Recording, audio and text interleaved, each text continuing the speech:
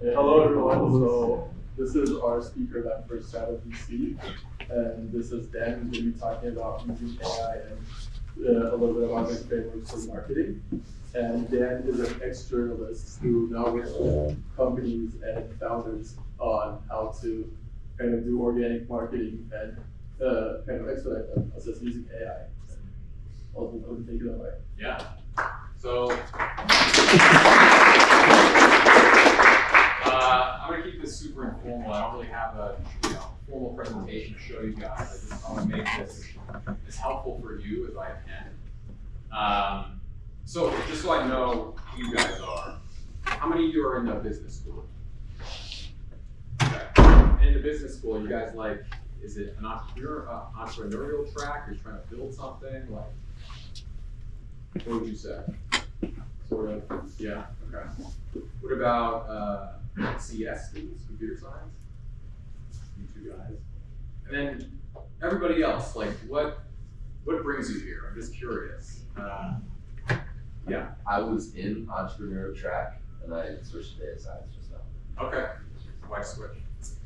I guess what I had to do and what I wanted to do didn't align, so I actually did it. Cool. Yeah. Okay. Can anybody else tell me like what they're studying and why they're here, why they want to see this? Yeah. I'm studying consumer behavior. I'm doing an entrepreneurship certificate. Okay. Awesome. Anybody else? All right. So I was a journalist for 10 years. I worked at Boston Globe Media and USA Today Sports. Around 2016, I got out. I wanted to write a novel, and I wasn't going to make any money. So I had to somehow use my training to bring in cash. I was living in Boston at the time. There's a lot of AI and biotech people out in Boston, and they wanted a ghostwriter. And so what that meant was I would talk to these guys, predominantly guys, and they would say, hey, I have this idea for a blog, I want to do this, I want to do that, I don't have time to write it. So I would interview them like a journalist would, and then I would take that data, and back then I had to just go through transcripts. I had to go through the raw transcripts of what they said, create them myself, literally record conversations, listen to it, and then take that and kind of like write it myself, and then from that somehow craft a blog post about cloud computing or biohealth sciences in the Northeast, whatever. Around the pandemic, things got interesting because people started to use LinkedIn more. And it was because everybody was at home. But around that time, the LinkedIn feed started to become this place that you didn't just go to make connections with people, but also you went to get news, essentially. You wanted to hear from people how they did their jobs, what was happening in their industry, and kind of trends around, let's say, VC activity in the Bay Area, or health tech in Massachusetts, or I'm coding this app and this is how I'm doing it. I'm going to build in public. That would have been cool enough, right? If founders, builders, executives at companies just wanted to be heard, right? Just wanted transparency into how I run this business, what I'm building, yada yada. But what actually ended up happening, in addition to all that, is deals started actually getting closed in people's inboxes. So let's say I'm the chief growth officer for a SaaS tech company, and I'm posting good content on LinkedIn. And it's not just like floaty, high engagement, remote work sucks, and remote work's great, whatever. Those are kind of water cooler topics, and we can talk about that in a second, that will get engagement. You guys are all on social media, so you understand content that just gets engagement, that gets likes, impressions, comments, whatever. But if you drill it down and you go farther into what you actually do, and what you're actually building, and more importantly, how you are solving a problem for a customer, you start to treat yourself like a beat. In journalism, we have beats. On the Metro desk at the New York Times, or I report on technology in Washington. Your beat is your job, what you're doing every day, what you're hearing from people, customers, how you're seeing the industry move around you, and all those things coming together, because really only you have insights into that. There are people that have more experience. There are people that have been at this longer. There are people with PhDs and all sorts of, fancy degrees, but you are a one-of-one in what you are experiencing. I want you to keep that in mind as you kind of progress in your careers. But if I'm posting good content, and it's not just the high engagement stuff, and it's not just, stuff that's starting an argument on LinkedIn, but it's also talking about what I do for my company. Let's say I'm founding a company, and I'm building, let's say I'm a fashion brand. I'm building fashion, and I'm talking about not just the ethos behind the brand, my journey as a founder, why I built it, the thing my grandmother said to me when I was 11 that made me want to do this, but I'm also talking about where we're sourcing the materials, how we're creating the stuff, what's our design process, and then I might even talk about revenue. I might talk about how much we're selling. I might talk about if I'm trying to close a warehouse deal, or I'm trying to close a deal with, Nike, whatever. And I can show my progress in a way that's not too weird and clingy and salesy, that's authentic, that people can tell is authentic, and I can back up the numbers. All of a sudden I might get inbound. Inbound means somebody's reaching out to me, they want to do a deal with me. Outbound is I email you, I reach out to you, that's outbound marketing. Inbound is you're coming to me. So my job, because of kind of all these changes and people starting to understand the value of this stuff more, quickly my job became, I'm going to interview the smartest people at a company. And that's not just the executive, it's not just the CEO. It could be somebody building something on the ground. It could be a salesperson who is, having conversations with the customer every day. I'm gathering this information. And now, because you can get transcripts done automatically in Google Meeting, or you can use an app like Otter, I can take those transcripts and I can dump it into AI, right? And now I can go and I can say, all right, I've given you 3, 4, 5 meetings that I've had with the CEO of the company. I can dump it in here. Give me some LinkedIn posts from these meeting transcripts in this person's voice, in her voice, right? We talked enough, I know how she sounds, I can pull that, I can produce content. So that's the basic gist of what I want to show you guys, but really, I think this is the direction that marketing content is moving in. Because if you look at the data, what it's basically saying is that people, they want to hear from brands, kind of, whatever, but do you really want to hear from Exact Biosciences LinkedIn page? No, I don't think so. I think if you were in that industry and you're either trying to do business with them, or you're a potential customer, or you're even somebody who wants a job there, what you would rather hear is their chief technology officer talk about how they're building the product this quarter, what they're doing, or chief marketing officer, or somebody that just got hired at the company talking about the onboarding process, or this is what the campus is like, this is a day in the life. So essentially I am trying to do that for VC-backed companies, but I want to give you guys a tool that you come away with tonight so that you can do it for yourselves. So that you don't have to pay somebody like me a couple $1,000 a month to do it for you, but that you can take a lean version of what I do and apply it to yourselves. Now, I don't know too much about who you are, what you're trying to do. I know Ben, for example, you're a connector. You connect people on this campus. And you're part of an initiative where you're trying to connect students at this school with entrepreneurs in the area. It's kind of your directive. So things that you could talk about are the entrepreneurial ecosystem at UW-Madison. You can highlight people that you talk to. That starts to set you, I hate the term thought leader, but that starts to position you as, if I need an in with UW and the students there, well, I've got to talk to Ben, right?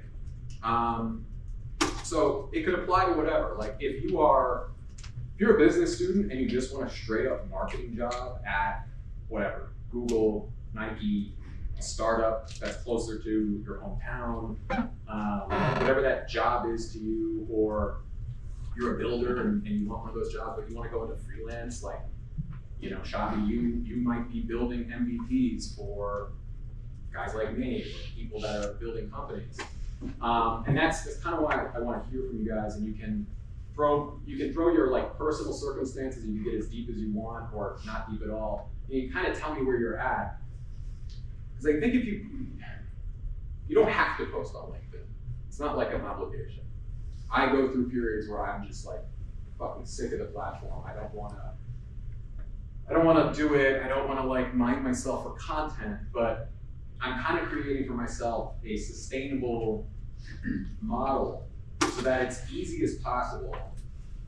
And I'm talking about what I'm doing, right? I'm talking about who I'm connecting with. I'm talking about a playbook for how I run my business. I'm also kind of doing mini case studies. They call it social proof content.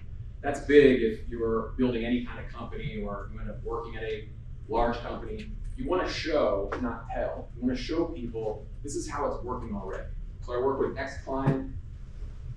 We tripled pipeline. We did it in 3 months. You kind of show off what you're doing. So I've got a bunch of my own conversations with myself in Claude. There's not really much to show you here, but I can say, I went to an event last week, so what are the top takeaways? The top takeaways from early stage symposium. So what I did when I went to this conference last week in Madison, it was basically a conference for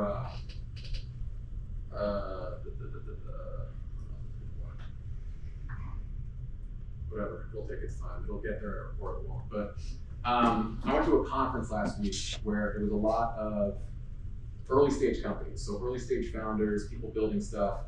And there were panels, there were pitch events where I got to hear a bunch of companies that were, pitching to VCs. And I recorded it. Oh, great. Thanks. You're not in the project. Why not? My man. I don't mind you. My man. That's my now. This is the project I created. So, okay, let's talk about this for a second. All this stuff on the right is the knowledge base. Some of you guys know this, some of you guys don't, but all of this are like transcripts of meetings I've had, recordings from events, me talking to myself, kickoff calls I've had with clients. I've trained this project in Claude on this. So if I ask it for something, I'm not asking, hey, write a blog post about marketing. And then it's going to pull from the same content that everybody in the world is pulling from. Because it's going to be bland and weird. It's going to sound like everybody else. Instead, I want it to pull from me. So what is me? Me is me taking a walk around the block, recording a voice note, taking a transcript from that, and putting it in here.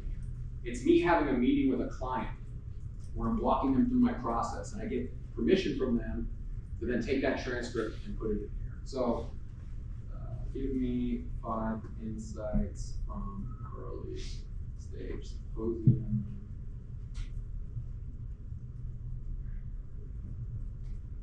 Okay, so yeah, this is an event I went to. I recorded a bunch of the panel talks. I networked with a bunch of people.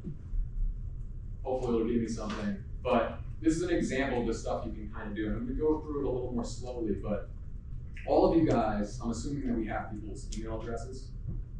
Yeah, so I can send you guys just a Word document that's giving you steps of how to do this. But the basic gist of it is record yourself talking, right? If you have an idea about your business or about your role or about something you're learning right now or trends at large, make it sound like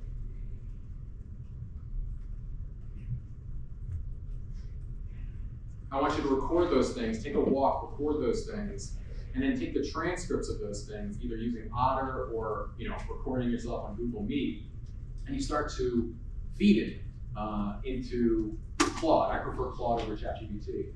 This is way closer to my voice now because it's pulling from words that I actually say. And I think we're getting to a stage with AI content where it's kind of a uncanny valley. And if you see somebody just posting a ton of AI content on their LinkedIn, and it's like the CEO or whatever, you can spot that and you can feel that. I think you can spot it already. What this allows you to do is it streamlines the approach so that you are using your own linguistic fingerprint. Only you use certain words, certain phrasing, certain idioms. Some people kind of take a long way to get to an idea, some people go right to it, they're more blunt. The way that you speak is the way that you speak. You need to capture that. This is how you can do that without having to look at a blank page every time and say, what am I going to write about? What am I going to write about? The reason you want to capture those ideas in a voice note is because I tend to think ideas come to you randomly. If you sit down and like, it's not going to come. If you force it, it's not going to come. But if you're in the midst of doing something else, it will sneak up on you. So when it does, you can keep a notepad next to you. You can write just like a one-sentence summary of what it is. You can come back to it later. Or if you're, not going to look crazy doing this, you can record yourself talking. Put in some AirPods. Go for a walk. Talk to yourself. Practice that, because I think that that's going to be the future of this stuff. You can figure out how to use AI not to just produce like content from the giant blob that everybody's pulling from the internet up to 2021, but instead you're training a project or a MyGPT in like your stuff and your context. All of a sudden it gets really cool, the stuff you can do. Kind of like, I'm gonna stop for a second. I'm gonna see, anybody have any questions? Yeah. What are the staples that everyone should have in the company? It's a really good question. So I have staples for my projects. I create a project for every client of mine. So the way that I run my business is that I'm interviewing, right? So I'm working with the CEO of like the fastest growing startup in Madison right now. And I have a Claude project independent of him. So what I'll do is I'll run through a kickoff call, and we'll get to this in a second, but I'll run through a kickoff call with him where I'm talking about the business, I'm talking about the goals for the business, not marketing. I'm talking about, and by the way, to any marketers out there, if you ever have a marketing job or a content job or even work in journalism, if you or your boss or your team can't tie what you're doing to revenue and the business itself, it's an art project. And you're probably gonna lose your job. Unless Jeff Bezos buys you, and then maybe you can keep it for a little longer. But the reason I start there with business owners and founders is because I wanna know, don't talk to me about marketing goals. Don't say like, we gotta hit this KPI, don't do that. Talk to me raw business goals. How much money do you have to make in Q1? How many leads do you need coming in the door in Q2? What does that look like just from a pure business perspective? Then from there, we go into, okay, you've got business goals. What are your marketing goals around that? If you're trying to get foot traffic into a hamburger shop, well, I don't know, are you running digital ads on Instagram? Are you just like going, putting flyers in cafes, trying to get people to come in there? You just go around talking to people? What are the things you are doing to organically get people to come in? Then if you've got marketing and content goals tied to your business goals, you can talk about your audience, which is like kind of what I was trying to get to with you guys. If you have a specific goal in mind, you're trying to land a job somewhere, or you're trying to kind of grow I hate the term personal brand, but you're trying to like start a conversation, kind of a living resume on LinkedIn through posting about what you do and what you're learning. If you have that kind of goal in mind, it's much easier to formulate, okay, I have an audience now. Because I know that I sell software to Fortune 500 companies, okay? And the software has to do with HR. All right, so that means that the people I need to talk to as an executive at that company are Fortune 500 decision makers around HR, the head of HR at Microsoft, or the chief people officer at Google. These are job titles now. These are people, not just like their personalities, but also what do they do. I can write content to them. I can also target it, because now LinkedIn has thought leader ads. Thought leader ads is a new thing that just came out, where if I want to turn some of my employees into thought leaders, because of everything all the reasons I just said, because people care about people, they don't care about the brand. I can take some of my ad dollars on LinkedIn, instead of putting that money towards like display ads, which nobody uses anymore, I can boost the posts of my employees. I could boost the post of my CEO. I could boost the post of somebody building a really cool app at my company. I can highlight what we're doing on the ground in a way that's just way more authentic and way more connected. Anyway, I'm rambling, but a staple is understanding business goals, marketing goals tied to those business goals, audience, who are you talking to? And then once you have those three things, it's much easier to think about what kind of content do I produce. Because that's like a thing that people struggle with is, okay, I gotta post on LinkedIn, what do I talk about on LinkedIn? It's much easier to do when you have at least the beginnings of an idea. And it can change, the beginnings of an idea of that in your head. So those are staples. Now that's kind of foundational stuff. It's gonna tie you to what it is we're gonna talk about. If I was just doing this for myself and not a client, it was just me. So the stuff I have are transcripts from panel talks, events that I go to where somebody gives a speech, right? And you want to make sure that you're not at like, I don't know, a panel talk where there's very sensitive data getting shared. You want to do things, you want to do all this with consent, where if there's other people involved and you're recording it, you say, hey, do you mind if I record it? Especially on Zoom meetings and Google Meets. But events, I'm a big proponent of just like walking. I walk my dog. I have like an idea of something I want to talk about, I just ramble.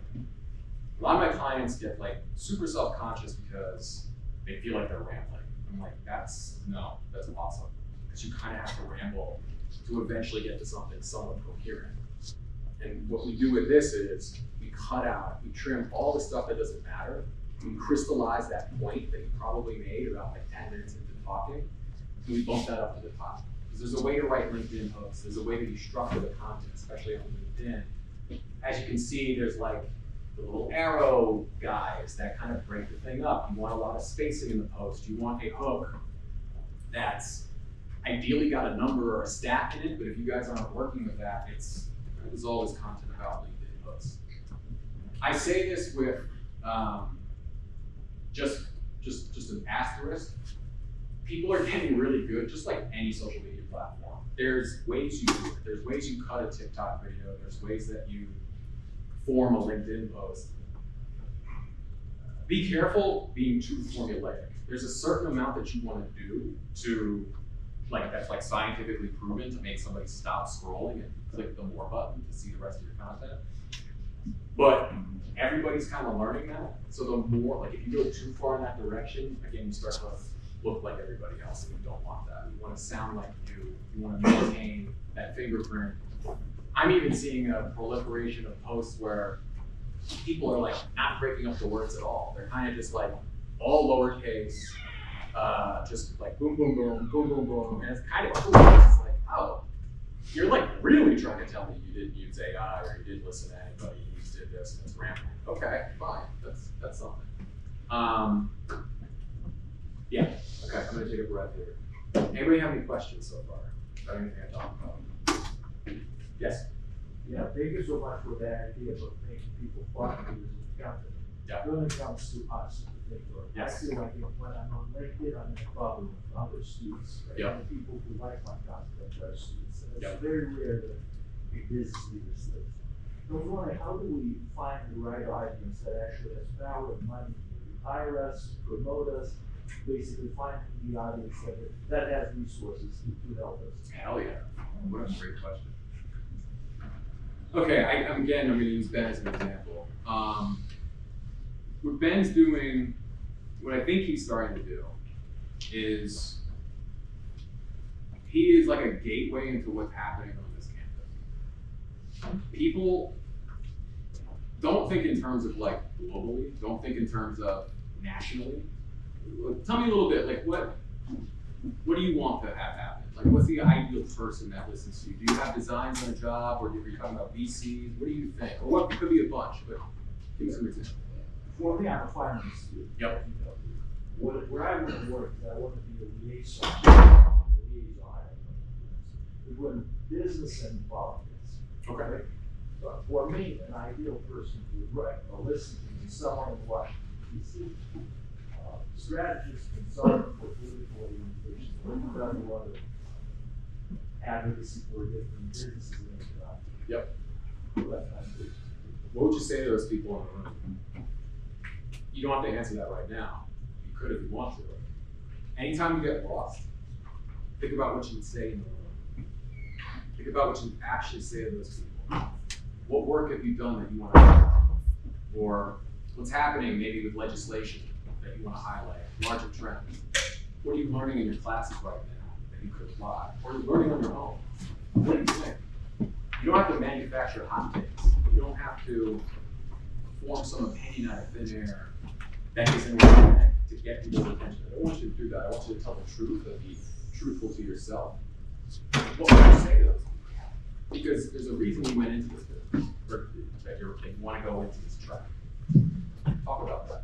Talk about why this matters. Talk about where you see things maybe going. You might be wrong, but talk about that. Talk about what would happen in the room, what you'd say in the room. Is that helpful? Yeah. But how do I make them see that eventually? So for example, I have a page now. I Yep. start posting my stuff. Yep. How do I make sure they see that? I think Shavi's doing a good job of this. He's commenting on people's stuff. That's a pretty good, like, low-hanging fruit engagement tactic. Like, you're even having, you're like starting a conversation. Like, CEOs and stuff. Like, you're like posting memes like in the comments, and you're like, hey. But if you put thought into a comment, it's possible that that person will see it. More than that, it kind of signals to the algorithm that this is the space you want to play in. So I would say, follow those people that you want to influence. Follow the people that they follow. Follow the version of you in 5 years. Because there's somebody out there putting out content that's doing a good job. That's like, that it's really smart. I don't want you to, don't ever steal content. Don't ever steal like something that whoever writes and reformat it. But I want you to look at how they format the post, what they talk about, and I want you to ask yourself, why does it resonate with you? Right? Like, find these people out there. And then, you do those things, posting regularly helps. Training the algorithm. Again, it's like you don't want to go crazy and you have a life and you're in school and that's what matters first. Like, none of you guys need to do this. But if you feel like you want to start trying it, that's where I would start. Yeah. Thank you. Yeah. Anybody else? Yeah. Under this approach where you get like bunch of data you want to report like later, how do you like screen for hallucinations? Yeah. Really good question.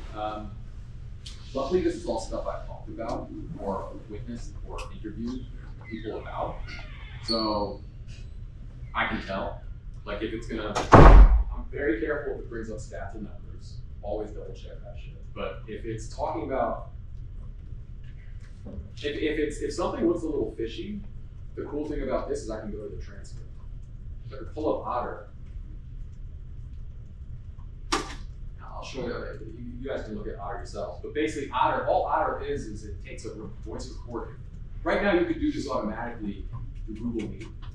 You can record the conversation and create a transcript automatically. You can email it right after. But Otter, you take a raw video or voice note, you put it into Otter, it gives you the transcript, meaning all the words that were said. I think Otter is really useful. You can search. So let's say let's say that last point, don't marry your first idea. That sounds like something somebody said. Did they really say it? Well, I'll go back into the transcript, I'll control F, marry. Because marry is only going to be used a couple times in the transcript if somebody said that. If I don't find that word, I gotta dig. I've gotta say, okay, like this is, not, something's going on here. But luckily, I think mostly for you guys, it's gonna be a lot of your ideas and events you go through too.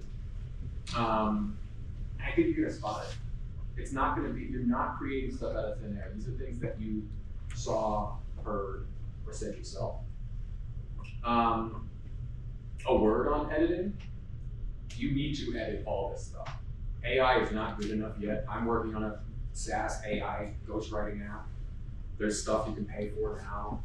I think it sucks, but whatever. There's, even with this approach, and I wrote this all out in the instructions, but even with this approach, it's going to like have certain AI isms. And if you produce content on AI, you kind of already know what I'm talking about. AI has the tendency to be hyperbolic, meaning everything's revolutionary, or everything's like crazy, or this or that. It's like, no, dude, chill. This is a press release about dog food. This is not revolutionary. It's not, stop, right? So there's going to be like certain turns of phrase that you're going to notice the more you use this. That's like, oh, that sounds kind of like an AI said it, and trust your gut on it. That is what I would edit. You want it to sound like you, because when you meet people in actual real life, and your online voice matches the way that you are, that's pretty cool. Like, because they kind of start to know you. They don't actually know you because this is business content. They're not going to share your whole life, but you start to have an idea of who you are, and that's cool. For my clients, what that means is that if the CEO goes to a networking event and he knows that it's full of potential clients, somebody comes up to him at cocktail hour and starts talking to him, they kind of see him as a pseudo-celebrity. They've already kind of been following his content for the last 4 or 5 months. And that means they're a warm lead, which is like a weird marketing term, meaning like they kind of know you already, they're further along in the buying process. I think this is the most organic way to do that, because you guys all have like laser vision into fake shit. And so, which is why I don't think brand Twitter accounts and brand LinkedIns are really going to work as well in the future. I think this is the most organic way you can start conversations with the most people possible when it comes to this. One last point on brands versus people. I don't know if there's any basketball fans in the audience, but there's a show on TNT called Inside the NBA. Inside the NBA is basically the pregame show, right? Before a game, you got these 4 guys, they're talking about basketball. I think it's the best sports show that's ever existed. I see some nods. You know it. It's great. It's fucking great. And the reason it's good is because you got 4 guys up there who are basically like your uncles talking about basketball for an hour. You got Charles Barkley, Shaq, Ernie Johnson, and Kenny Smith. People aren't watching Inside the NBA because of like the graphics packages and the hokey graphics they use sometimes, and the music and the logo and whatever. Those are the brand. Those are things that facilitate what people actually care about, which is the people. They care about Charles Barkley. They care about the fact that Ernie Johnson's going to set him up. They care about the fact that Shaq's probably going to roast him at some point. That Kenny Smith is going to play the foil. Those actual relationships and those actual interactions are why I tune in, even if I don't care about the game. I don't want to make this seem like you've got to share your whole humanity for freaking because of like your marketing specialist job at Facebook. Like, if you don't, like, protect yourself, protect what's yours, protect your actual relationships and the things that actually matter. When it comes to business, though, their relationships probably do matter, especially if you're starting a company and where you want people to follow you because you're going to lead a team, or you're in biz dev and you're trying to move people along the pipeline, or you're running marketing for whoever, shoe brand. Yeah, that stuff matters. So this is like this is kind of a way you can do that without completely like feeling like your soul is sucked out of you, and it's still coming off as somewhat organic. More questions, more like that.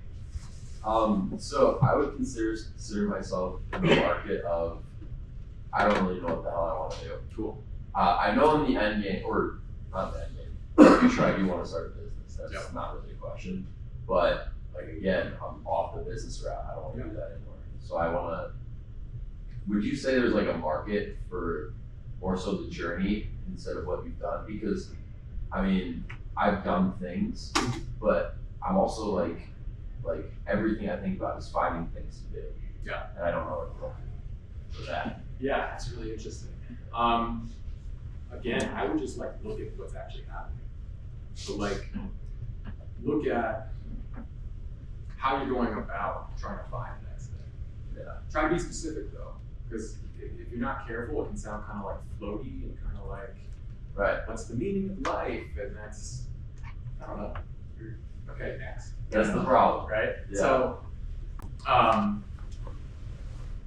you also don't have to post yet. I just Google, you know, you can kind of see like what's going on. You can talk about things you're learning. You can talk about this. You can talk about what we're learning tonight. You could use this. Try to use actual information because you're taking in a lot of it every day at school. People are interested in like what the vibes are on campus. They're kind of interested in like what you guys are learning or how you see the world or what things are gonna look like for you in 5 years. Tap into that. That's what I'm interested in. Think about your audience, right? Go back to that. You don't really know what it is because you don't know what the goals are. But me, what I would be interested in is like, what's it look like as it pertains to this, as it pertains to business. Walk around, talk about it, record yourself, voice notes. Don't worry about posting anything yet. Just sort of create my own profile. Also, I know this is like, I've spent a lot of time with Shabby, so I kind of know his stance. Yeah. Why Claude? That's, yeah. Why Claude? What a question. Yeah.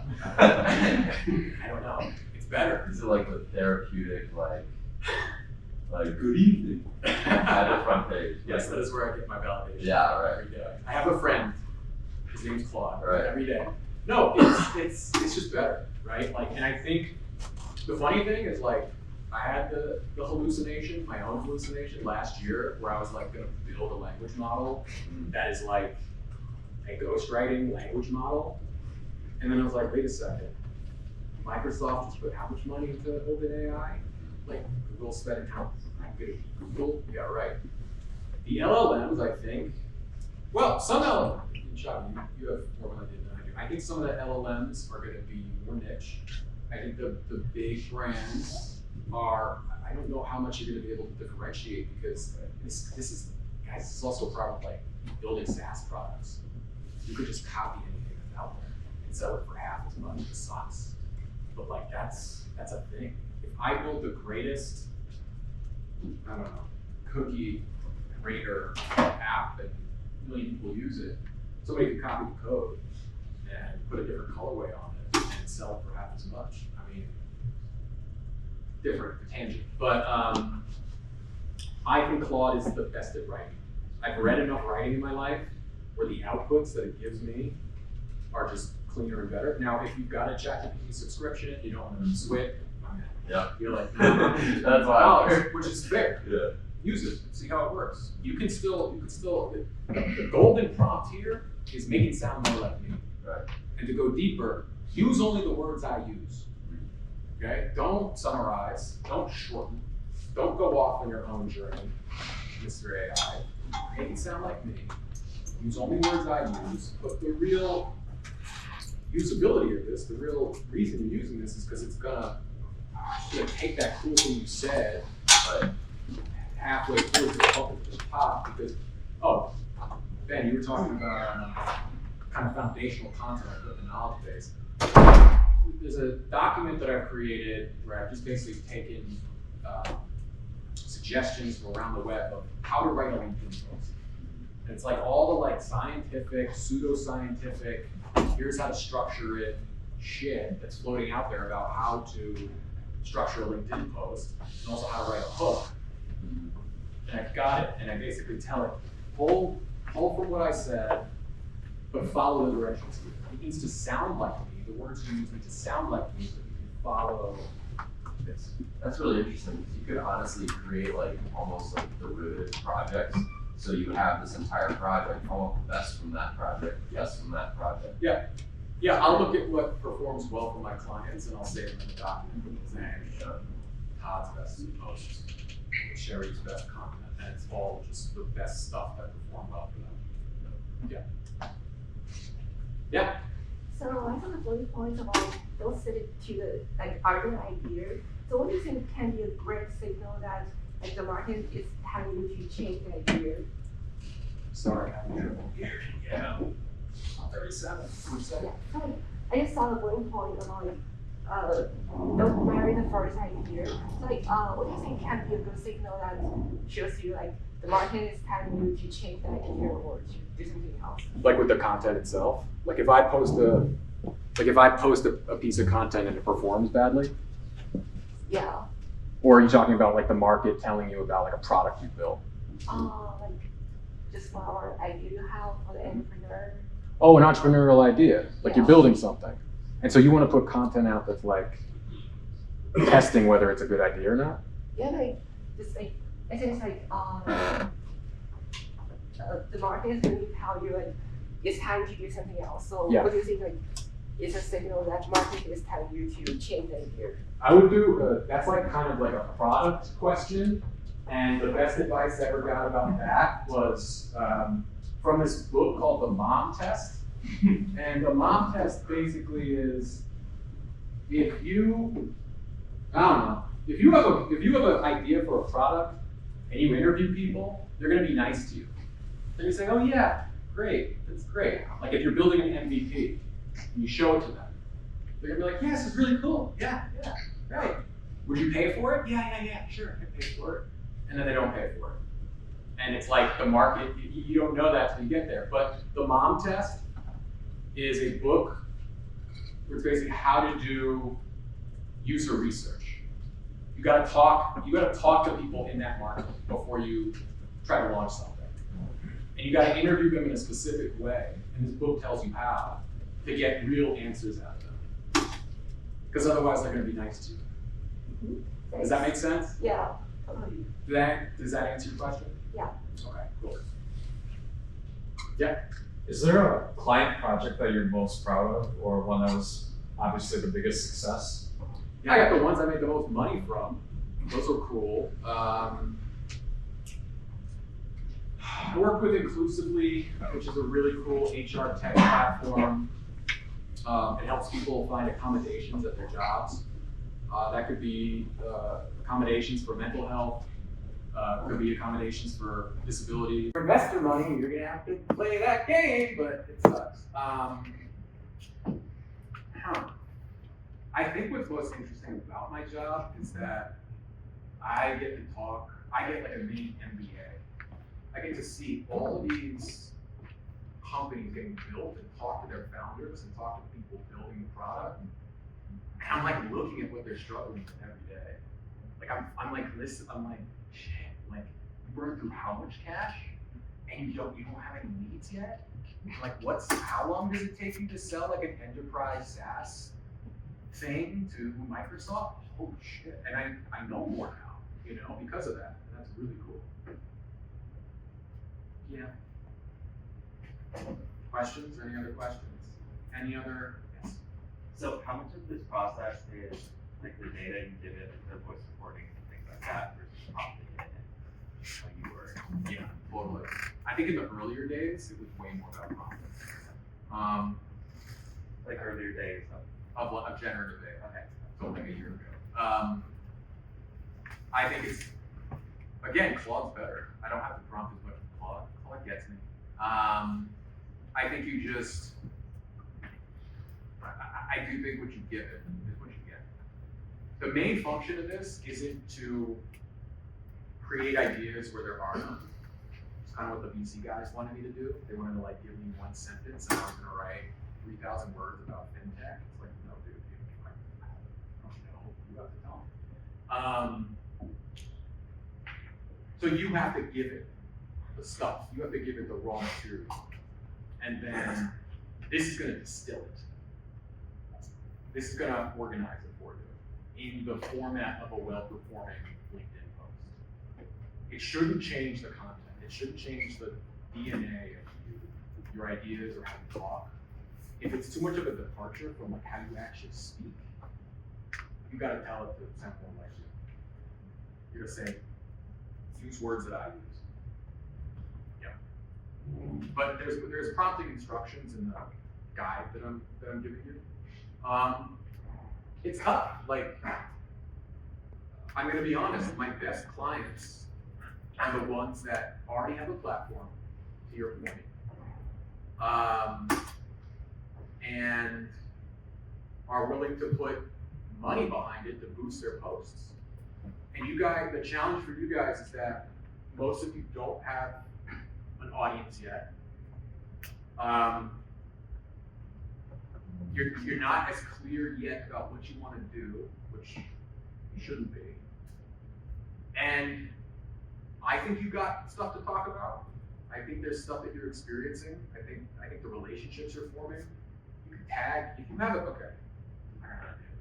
you have a good conversation with somebody at a meetup. I know you guys have meetups. You have like a really good discussion about a product or whatever. Talk about that. Talk about the discussion. Get permission from them. Don't share the whole discussion, but post a photo of you guys and tag them. You can just tag them and say, hey, great strategy session with these people, and then that's something. But find your way. It's not going to be clear at first. It's going to feel weird. And it's going to feel vulnerable. And if it's too much and it's getting in the way of your life, and you having a social life, and you studying, and you having fun, shelf it. You don't need to do this stuff. But it's not all just about LinkedIn too. When you get that first job, you're gonna have to write emails. You're gonna have to take notes in meetings. You're gonna have to distill lots of information. And I know you all are getting really good at this, now in school, using generative AI to give you takeaways for raw text. I don't know what the rules are about that. But when you get onboarded to a job, you gotta learn a lot of new stuff pretty quickly. You're gonna hear a lot of terminology that you won't understand. Voice notes, meeting transcripts, because I think your employers are going to let you take the meeting transcripts, creating your own projects. You're going to be able to write emails quickly. Now check them all. Don't just fire them off to the senior VP and not edit it yourself. But it's going to be an easy way to kind of form a knowledge base, a brain nucleus about your new role. And don't force it. I'm talking about how great LinkedIn is. If you really feel like you don't have anything to talk about yet, follow people who you like. Follow accounts, either in industries similar to that piece of advice. Follow people in industries you want to break into. See what they talk about. See what the conversation is about. Because let's say you're a developer, and you're coming into a job interview, and you gotta talk to the CTO or the chief product officer or whoever, the chief engineer at a big four tech company or a smaller tech company, whatever. And you're in on the conversation. You might not have the expertise yet or the experience yet to say, here's how I'm gonna fix it. But I'm in the door. You're in the door and you know what they're talking about. It's not as different to you. It's that's my best piece of advice actually for all of you, is start following people in the industries that you want to know more about. Start using LinkedIn just as a reader, as an ingester, and start following content. Start following the people who post the kind of content that you eventually want to post. Not word for word, not exactly like them because you're unique, you're a one-on-one, but there's a reason it resonates with you. Why? Just do that. Just kind of be a reader for a while. I mean, an example is I'm interested in entrepreneurship and entrepreneurship on campus. I just looked up MIT, Stanford, Berkeley, Carnegie Mellon, and just saw just hunted down people that were into entrepreneurship in those places, try to connect with them, and then also getting on their newsletter. So now every single Monday I get a newsletter from Stanford talking about all their entrepreneurship stuff. Okay. So that's You reminded me of the greatest asset that most of you have right now, which is the fact that you're in school and you're young. It's way less weird for all of you to reach out to somebody and say, I really like that content you posted. Or I just want to say that I've been following your LinkedIn content and I'm breaking in. You're not asking for a job, by the way. You're just paying a compliment. The big thing is just to bring something to the table without asking for something in return. That's huge. It's kind of what you want to do with your content too. You don't want to have a sales impact. But you just reach out to somebody. You say, I've been following your content. I'm trying to learn more about this industry. Here's what I'm studying at UW. I just want to say, your content's really good. You don't have to completely go crazy and lavish them with praise. Be actually like authentic about what you're talking about. You all can get away with that more now because it's more genuine. And because you're young. Yeah. Yeah, I think it's about the second one question for you is, so suppose that English in this room, for students, we have majors who are learning something in class, we're talking to outside of class. For that person, what's like the first step you say to get started? I don't have any cloud powder, I haven't posted on LinkedIn at all. Yep. Or I haven't posted on any social media much at all. What's the first steps I should take now to up my social media game? Follow smart people. Don't follow people that are like just based off metrics. Don't follow people who have a bunch of numbers and you're like, I guess I should follow them because they're a big account. Actually do the work of finding people in that industry who are smart. It's like I tell people that, it's like advice that was given to me when I was starting out in journalism was read the New York Times. Like read stuff that's being put out there now that resonates with you or is seen as the gold standard. Try to understand why it resonates with you. Ask yourself, is it the way that they led the post? Is it the way that what are they talking about here that like resonates with you? Follow as many of those people as you can in different industries. And you're gonna start to pick up on it. The more you use it, the more you're familiar with it, the more you're gonna start to say, oh, that's my way and that's my way of post. I have no question. Sure. I don't know, just like really when you're talking about followers, what I found really useful is looking for those like mid-sized CEOs or something. Yeah. And then if you can, try to comment as early as possible. Yeah. They might not be getting hit up in their inbox as much, and like you're noticing them, and that's really cool. That's awesome. All right, if you guys have any other questions you want to come up and ask me after this, cool. If you have a question later on, you want to email me or reach out on LinkedIn, do it. I'll try my best to answer it, and I hope that this was helpful. Thank you.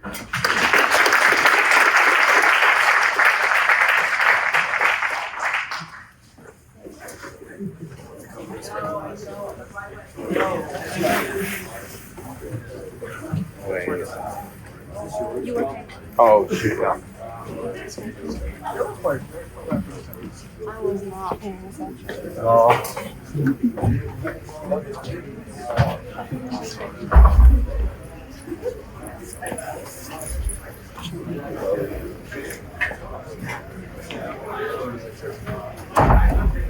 Are you taking one of those 15s or is this I'll take it.